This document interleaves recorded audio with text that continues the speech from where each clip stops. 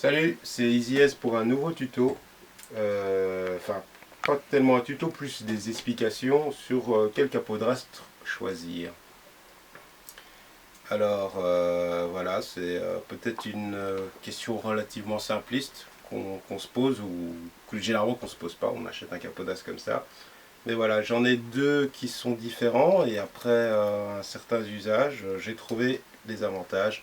Donc là, on va zoomer avec la caméra pour voir quel serait l'avantage de l'un ou de l'autre. Alors, on a les deux capots.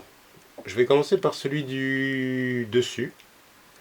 Alors, ce capot-ci, c'est pour moi le meilleur capot.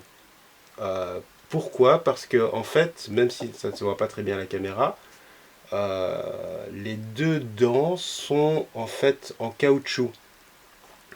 Alors que celui-ci, c'est en, je pense, caoutchouc dur. Et en fait, donc la partie qui va fretter la guitare, c'est la partie du dessus. Et ici, c'est la partie du dessous. Alors, ici, la partie du dessous, comme elle est en caoutchouc, quand elle va fretter la guitare et que les cordes vont venir appuyer dessus, en fait, il y a du mou. Bon, j'ai beau appuyer, ça ne se verra pas. Mais il y a comme s'il y avait des petits coussinets dessus. Coussinet, un vieux mot d'ailleurs. Qui fait que la guitare va, les cordes de la guitare vont un peu s'affaler sur ici le capot d'astre. Alors si je prends le deuxième, c'est celui que j'ai depuis plus longtemps. Si on regarde bien, déjà il a l'air un petit peu abîmé. Et ça, c'est parce que à force de fretter les cordes de la guitare, ça commence à créer en fait des crevasses dans le capot. Et en fait, en créant des crevasses, quand on va venir pour fretter les cordes avec le capot, on risque de ne plus les fretter correctement à cause de l'usure et surtout parce que le caoutchouc est dur. Et du coup, il ne va pas épouser les formes de la corde. Donc ça va juste créer des trous. Alors, on va les mettre en action. Voilà, alors on a les deux capots sur la guitare. D'ailleurs, prenez même une photo de ça parce que c'est rare de voir ce genre de choses vu que ça ne sert strictement à rien.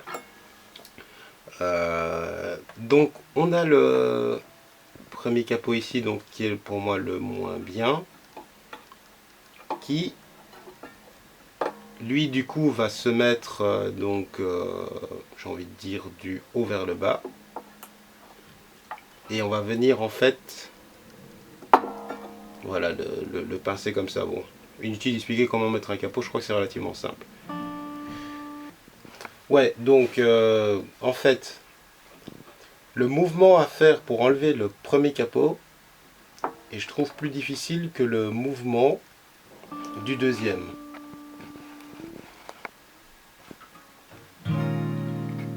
Donc voilà.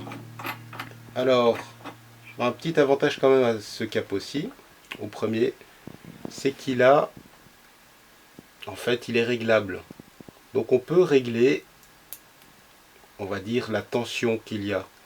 Et donc plus le bec va être petit, et plus il y aura de la tension et de la pression sur le capot.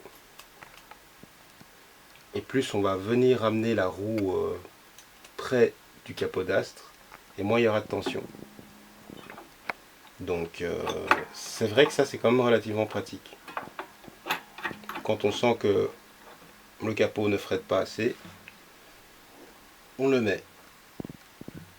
Alors que celui-ci n'a pas, mais bon, il a un système de ressort un petit peu comme l'autre, sauf que celui-ci a la roue, mais ça fonctionne quand même bien.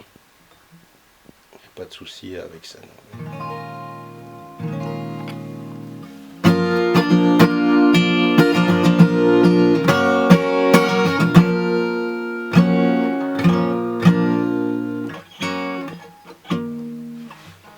Donc voilà, j'espère que ça vous aura un petit peu